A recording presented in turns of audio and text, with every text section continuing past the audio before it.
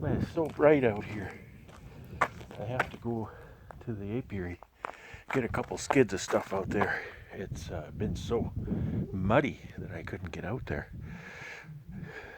But now, it was minus 20 overnight.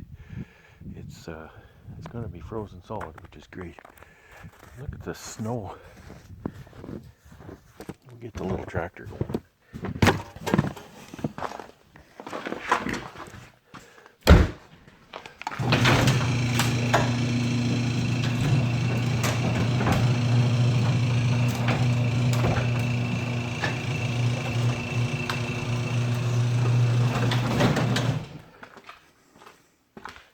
Yeah, this is the bee barn. Now that I don't have to store bees in here, I get to store my tractor and other stuff. So I'll just beetle on out there. You notice I'm not wearing a jacket. It's not brutal cold. There's no wind, which is nice. But the real reason I'm not wearing a jacket is I left my jacket out at the apiary the other day. So it's out in my building there. So I'm hoping to grab my jacket while I'm out there. I'll get this thing going.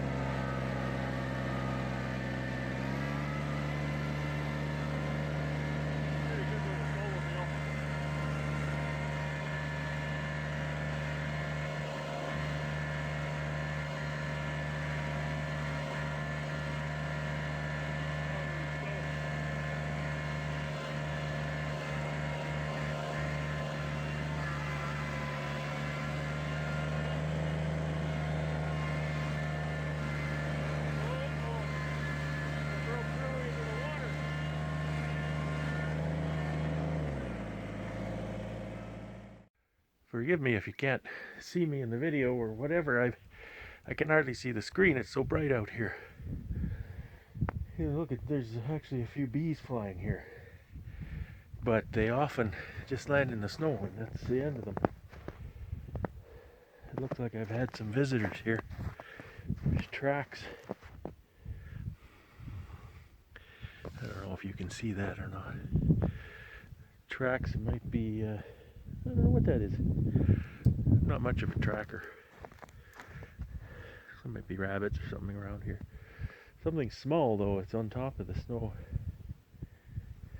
Anyway, I'm here to get my deadouts, the big piles here. So there's deadouts, there's deadouts here. There's one over this way. I'm going to grab those while it's still frozen here, although I was breaking through the water coming here, so it's still going to be a bit of a challenge. It was minus 20 Celsius last night. Yeah, so I'm glad the hives are insulated. There's just a couple here that aren't. The weather is going to turn around here, so they'll be okay. And yeah, that snow will just melt and make a damn mess. And then we'll get back at it here in a few days. We'll work inside in the meantime.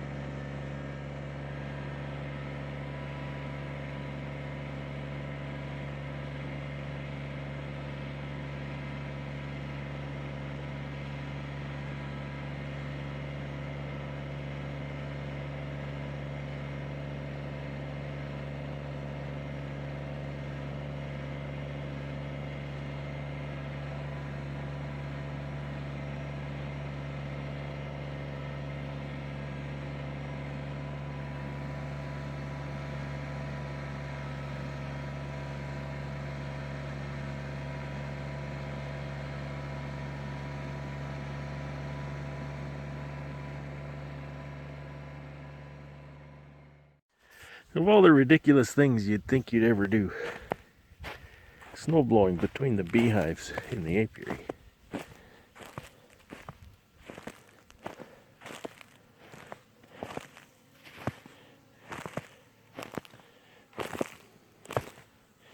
Look at that mud. It was minus 20 last night. It's not even frozen. That just speaks to insulation factor, doesn't it? And the ground wasn't even that warm, being so early in the season. But the girls are flying. The sun is very hot this time of year. The problem is a lot of them are just ending up in the snow. And hopefully they'll sit there for a bit, warm up. I don't know how that works. It doesn't seem to be a big problem for the colonies. Those are maybe the ones on their way out anyway. Here's one here that a little snowdrift. Snowdrift like this is good for them. Keeps the wind off and insulates them nicely. The entrances are clear.